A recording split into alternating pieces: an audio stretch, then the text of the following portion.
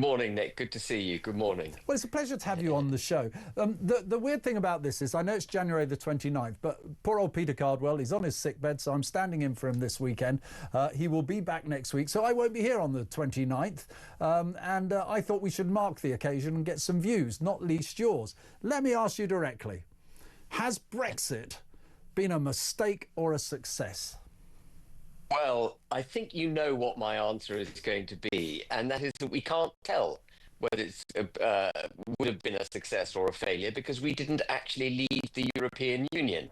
What we did was leave the institutions of the European Union. We left Parliament, the Commission, the European Court of Justice, the European Council, and so on. But what we didn't do was throw off the shackles of the regulations that hidebound the United Kingdom while we were a member. And indeed, we left Northern Ireland behind, subject to what's called dynamic alignment, adjusting to new EU laws as they're made, in 300 different areas of law, including human rights, state aid, VAT, excise duty, and so on. And we famously now, I think everyone listening will be aware, that we've got a border in the Irish Sea between Great Britain and Northern Ireland, something that is an anathema to anyone that believes in a sovereign, proud, independent United Kingdom. And so by any measure, any independent yardstick, we haven't actually left the European Union. We've left their institutions, but we haven't left their regulatory framework. And we can't chart a path for the United Kingdom with the United Kingdom's best interests at heart, with the interests of the British people at heart, if we're still dancing to the tune of Brussels regulations. Those regulations, just to remind listeners, I'm sure they're aware, are not made with our best interests in mind. They're made with Brussels' best interests in mind. I can't even say they're made with the citizens of EU member states' best interests in mind, because I think Brussels, it dances to its own tune. And so until we have recovered Northern Ireland into the United Kingdom, thrown that grappling hook out of our flesh, deviated on state aid, competition, employment, environmental laws, removed the ability, for example, of the EU to enforce its European arrest warrant on our territory without any real say from our own courts, withdrawn our money from funding their defence programmes, which we're still doing, Nick, as you may be aware. Until we've done all of that, we cannot judge whether Brexit's been a success. Okay, so yes, I'm not entirely surprised by your answer there, but would you say that we've now got the worst of both worlds, having left and not, if you like, having a regulatory, or shall we say a frictionless trading arrangement with the single market, and equally bound by regulations that, for example, will make it difficult to have a trade deal with the US? Are we actually genuinely in the worst of both worlds? Or do you think actually, despite not having thrown off some of the shackles you've talked about, when you look at some of the stats on economic performance last year, we were doing okay compared to our neighbours? Yeah, so just on trade, the UK has never done well with its relationship with the European Union. For decades, we've run a massive deficit, and we continue to run a massive deficit with the EU. And that has everything to do, effectively, with what the EU itself classes as the dumping of goods by foreign countries. I mean, effectively, you've got Germany, which is subsidized by the rest of the European Union in the sense that its currency is weaker than it should be, dumping goods on the United Kingdom. And we've run a trade deficit, as I'm sure you know better than I do, Nick, of around 100 billion a year, and we continue to run it, which is a massive drain on our finances and a massive pressure on sterling that we've had to, it's been an uphill struggle for us to cope with that trade deficit. Actually, I think the right approach would have been to cut trading ties completely with the European Union, deregulated our economy, cut taxes here, made our goods much more attractive to being bought by other countries, and rebalanced our trade with the EU, even if they imposed tariffs and so on. There would have been some short-term pain, but I think we need to rebalance that trade deficit. This was the promise of Singapore on Thames, essentially, wasn't it, to liberate the economy and follow a much more liberal model. Do you think, though, that who was it who held us back? Was it a lack of political will and fear, or was it perhaps the way that we were so intricately woven into the EU? It was never a realistic proposition to go for such a liberalised economy that you're talking about. Yeah, I'm not talking about a liberalised economy. I'm almost talking about slightly more protected economy, not entirely dissimilar to what Trump is talking about, which is, tariffs on goods being dumped on the US, but deregulating and cutting taxes so our own goods become very attractive to third countries. But you would have brought corporation tax down and things like this and made it an attractive place to invest in, wouldn't you? And so forth. Absolutely. That's what I think we should have done, what we should be doing. But I think you make a very powerful point. I think it's a combination of the two things you mentioned. A lack of political will, indeed a parliament that was, in most part, set against an independent United Kingdom, a parliament that really wanted to stay in the European Union. We've had 8 years, I think, of constitutional turmoil because parliament hasn't really been aligned with what the people want.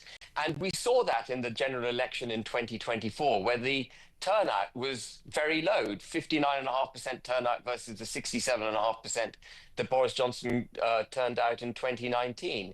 And I think that wasn't voter apathy, that was voter despondency, because they voted so many times for an independent United Kingdom, and they were just sick and tired of voting for something that they knew that they couldn't get. So I think voters stayed at home out of despondency. It's very interesting. I'll come back to that point, but we've got Jerry on the line from Burton-on-Trent, and I know he wants to contribute to the conversation, so hopefully you can hear this. Hello, Jerry, go ahead. Good morning, Nick, and what a treat to speak to Ben, the guy that we want as the proper leader of reform. That's what we all want. So power to your elbow. But honestly, Ben, it's fantastic. What I'd like to put to you, Ben, is that when we know that Theresa May's negotiated deal with the EU started on bended knee and she ended up on all fours, could you clarify, this is a quote from Ian Duncan Smith actually, could you confirm that the outcome of these negotiations, which we're led to believe were always conditions imposed on us from the EU, such as restricted movement and having to get our passports properly checked when crossing the border, that was imposed by our civil service as a precondition. We insisted upon the EU and not the other way around. Very little publicity is given to this. Okay, let's give Ben a chance. Just quickly though, are you planning to become leader of either Reform or another party, Ben? I'm jesting. The answer is no, but that's very kind of you to say. You say what was said. But as far as I'm aware, the well was poisoned in many respects in the negotiations that Theresa May did. I think she set up hurdles, or her team set up hurdles, which then made it very difficult for the United Kingdom to get what it wanted. The passport checks being perhaps one of them, but the most notable one, of course, was taking the bended knee to the notion that we couldn't have a customs border on the island of Ireland. It was that conceding that point that gave the EU the upper hand in negotiations over Northern Ireland, and therefore the entire United Kingdom. People seem to think that the Northern Ireland Protocol is just about Northern Ireland. It isn't. The Northern Ireland Protocol was a mechanism by which to keep the entire United Kingdom in check. And Theresa May knew it. I think she knew it. And she allowed that narrative to get absolutely established. Can't have a hard border on the island of Ireland. No one ever suggested a hard border, by the way. And indeed, without wishing to get drawn too much into this particular topic, there's an EU report, November 2017, which states that there's no need for a hard border, even if the customs border is put there. Everything could have been done through technology, or, APNR and so on. But impediments were put in the way of Brexit by an establishment that didn't want it. And we had Ed Davey. You mentioned Ed Davey earlier. We had Ed Davey, Sadiq Khan, others, the Speaker of the John Bercow, shuttling backwards and forwards to Brussels, basically briefing against the British people, briefing against the democratic will of the British people, trying to undermine Brexit. We've had one hell of an uphill struggle. And I just want to pick up on something you said, Nick, before a little earlier, where you said, you know, this is a process. It was not binary. And I completely agree with you. It's a process. We're still fighting for it. And the agenda we're all fighting for, and the agenda that President Trump is about to deliver for the US, is the same agenda that we're fighting for in Brexit. You know, put America first, put the United Kingdom first, strengthen our borders, enforce the UK's borders, deregulate the economy, ditch net zero. It's so damaging to our economy. You can't save the planet by emasculating our economy. Cut taxes, liberate the UK, you know, do things for the British people. That's what we want. Steady, Ben. I'm going to have all the phones ringing in a minute just to endorse your manifesto there. Listen, Jerry, thanks for taking that point to Ben. But since we're on topic, and I've got Ben Habib, former Deputy Leader of Reform, wanted by Jerry there, back as Leader of Reform.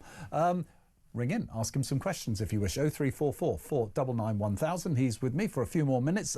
Sue Van Sanden has said, Ben, Brexit has not been fully achieved thanks to the undemocratic Remainers. We should have left the ECHR immediately, says Sue. The ECHR, of course, often gets linked with the EU, which is not really the case, but it is a symptom of the frustration with institutions that many people feel are democratically unaccountable to us, including something like the ECHR. Ben, let me tell you this. The reason I got so passionately behind Brexit, funny enough, was I was sick to death of the lack of democratic accountability. You know, you've got 3 presidents in that EU. The Parliament was relatively powerless. That was the only way we had a say. And our governments, our own governments, would often hide behind the EU and blame them for things. So whilst I was, you know, not surprised but disappointed that the Conservatives got kicked out, we're kicking out the right people, the people who make decisions on our behalf. They are accountable to us. Now we have left those institutions.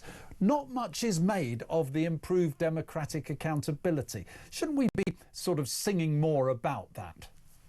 I think you're absolutely right. Being part of the EU was fundamentally against our democratic,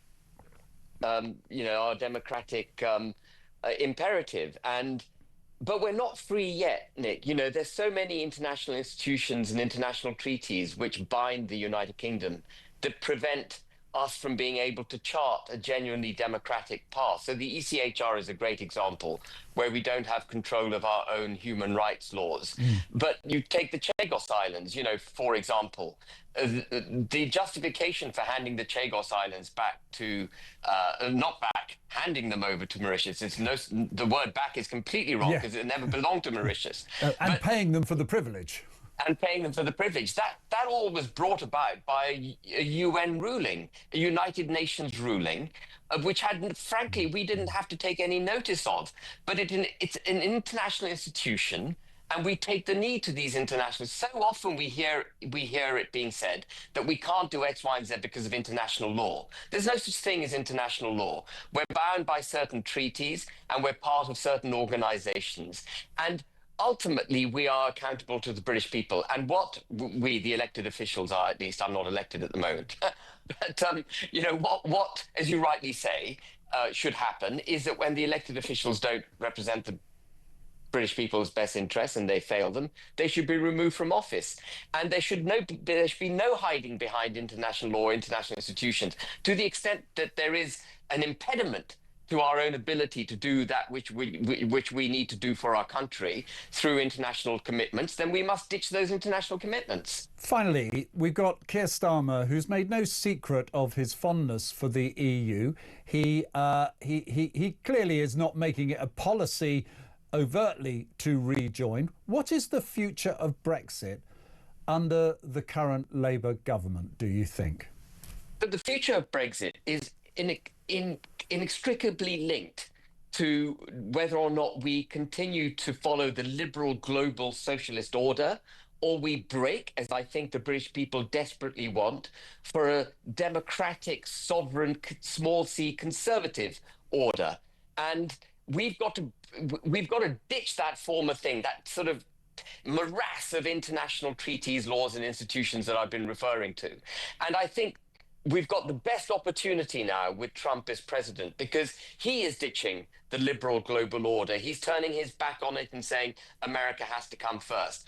And unless we follow the United States of America by putting the United Kingdom first, we will find that our economy will do even worse. And the EU needs to wake up. Instead of Starmer rushing off to Paris and rushing off to Germany to try and find some kind of solace amongst a failing set of states against the new Trumpian vision of the US, actually what he ought to be doing is getting on board with Trump, turning his back on the liberal global order that is the European Union and all those in Europe that subscribe to that model, and doing what's right for the UK. He's got the cover for it. And if he doesn't do it, what we're going to find, Nick, is even more capital leaves the United Kingdom, even more bright, hardworking, committed British citizens leave this country, and they go to the US, where they can get a much brighter future. Money will go to the US, where it'll have less resistance in terms of taxes and regulations, and more ability to make money. Capital flows across the globe in a very liquid way, and we've got to make the United Kingdom attractive for it. If the US gets more attractive, the money's going to go there. Okay, Ben, the writing is on the wall. We've got to get on with it. You said that I said final question last time. This is a very quick final question, though, to you. You said that's what Keir Starmer should be doing. In your heart, you don't think he's going to do it at all, do you?